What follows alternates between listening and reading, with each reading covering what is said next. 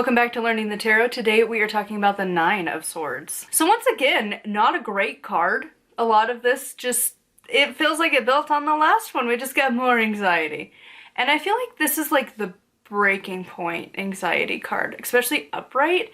Like there is a certain point where like, again, dealing with stuff on your own, like you can function, you can do your job, you can do whatever. And then there's like a breaking point where like you can't anymore. And it feels like this is that card where you're just like weeping because you don't know what to do anymore. Like you are hopeless and helpless and at your absolute wit's end. And a lot of times that can be self-inflicted, intentional or otherwise. Like mental illness can't always be a choice. But there is like this line of like, why can't we have happy thoughts?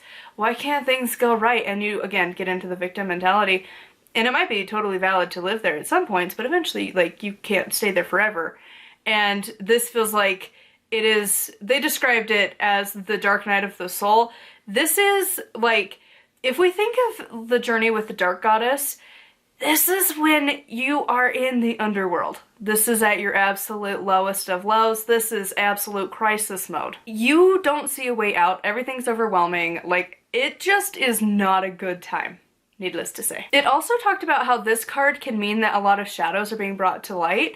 And honestly, if we're sticking with the analogy of this is your dark night of the soul, this is your venture into the underworld, like, yep, in the underworld, in that journey, there's a couple books that I've talked about that go over that. But in that example, when you're going through that, all of your shadows are brought up. All of the issues that you aren't dealing with, you're now gonna have to deal with them. They're brought to the surface and it's now time to deal with them. Like they refuse to be ignored at this point, and that sometimes doesn't always happen. At times you would like it to. So like if this is your future card, like you need to just plan that everything's gonna hit the fan. It also is like reminding you that you can be your own worst enemy. And like that saying doesn't always, I feel like, have the weight that it really deserves, because really we can be our biggest bullies. We can be the harshest people just to ourselves. And then everyone else, we're happy to, do whatever. You can put on that customer service voice, so to speak, for everyone else. But when it's you, you become the Karen to yourself. Like, you can really be your worst enemy. You can be using your mind against you, whether or not you know it. And this card is calling you out on that. Really, the way that I'm looking at this, and like the way I would interpret this, is always that if the Nine of Swords is here and it's upright, you're getting dragged to the underworld if you're not already there. And this card can be rough. If you've never gone through a journey with the dark goddess into the underworld or a dark night of the soul situation, they're not like fun to go through, and it can take years to go through them and really come out on the other side. It can be a very long journey, and you can often have to revisit. And there are a few of the witches here on YouTube that have talked about it. I'm pretty sure Joey has at some point, but like I know Pig Ipshian used to, Olivia. I don't know that those videos are still up anymore though. That's the problem with YouTube. You get really good content and then it goes away. But a lot of people have talked about the Dark Night of the Soul and stuff like that, and the idea of journeying with the Dark Goddess. And it is a really intense situation, and they can drag you kicking and screaming down there, or you can walk gracefully. And this kind of feels like the card of like you're down there and you're having to deal with everything. And you can't take the baggage with you, so you have to sort through all of it.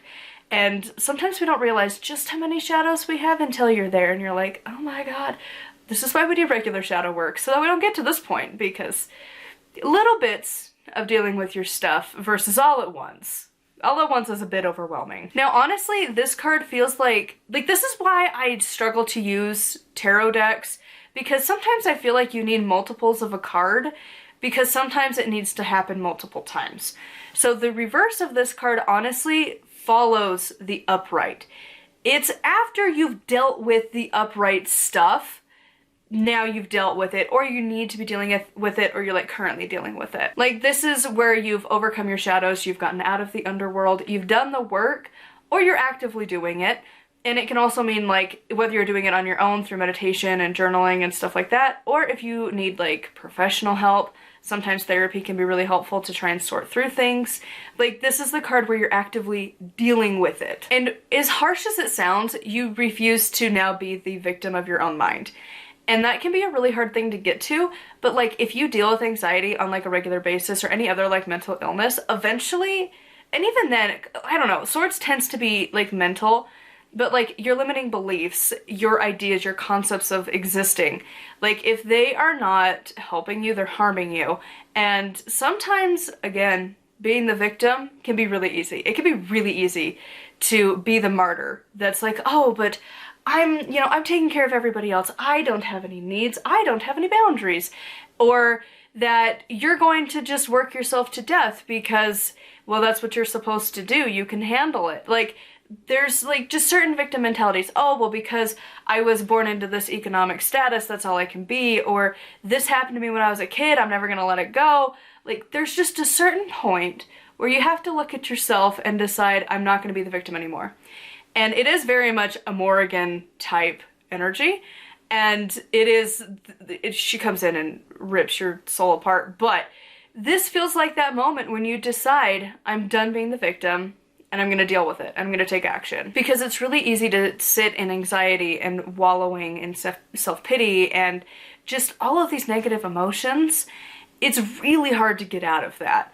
And when it's the reversed, this card feels like it is your kick in the butt that's not working anymore and you need to do action, or you are doing action to remedy that. And that's not to say that it's an easy fix.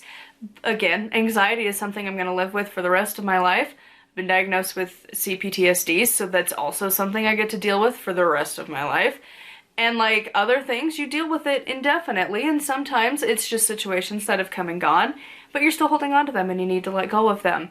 And again, having certain mentalities that just don't work for you. I've seen a lot of people who live in the victim mentality endlessly, and it's weird watching year after year go by and they just cycle. And they never do anything. It's just the same thing over and over and over. And when you decide to break out of that kind of mentality and then you see other people just continuing, it's a very strange experience. And so it feels like this card, when it's in the reversed position, is really calling you out. This is my experience. This is when the Morrigan is like, enough being a victim. You can deal with this. We're gonna deal with this. And again, this card, I wish we had more than one per deck, but I feel like that deck would be too big. But like, it really could be that like, if you have this upright and then the reverse, it feels like it tells its own story, where you have the Dark Night of the Soul and then the reversed is like the dealing with it and the aftermath of it. It's so weird, and I don't know how that would work out in a reading, because I don't know that there's gonna be another one quite like it in the deck. Like, this is where it gets complicated, where it's like, I need to have more cards involved. Like, would you need like a clarifying card from like a different deck in case you needed this one reversed? Like, little stuff like that. I'm questioning things, and I've always questioned that part of it, because sometimes I feel like multiple card spots in a reading could fit one card multiple times, so I don't know exactly what you're supposed to do unless each placement is from a different deck. Because that would work. You could have like all the same card and be like, well, I guess this really is my life right now. Or they could all be different. But you never really have that option if you just have the one deck. Because like they're similar meanings, but they're not always going to be the same. So anyways, moral of the story, that is my thoughts on the Nine of Swords. I would love to hear your interpretations of this one in the comments down below. Huge thank you to my patrons. I'll have their names here on the screen. If you'd like to support me and get access to exclusive content, it is patreon.com/nightwillowcrafts. Make sure to like and subscribe. I post every single day, and until next time, thank you so much for watching, and blessed be.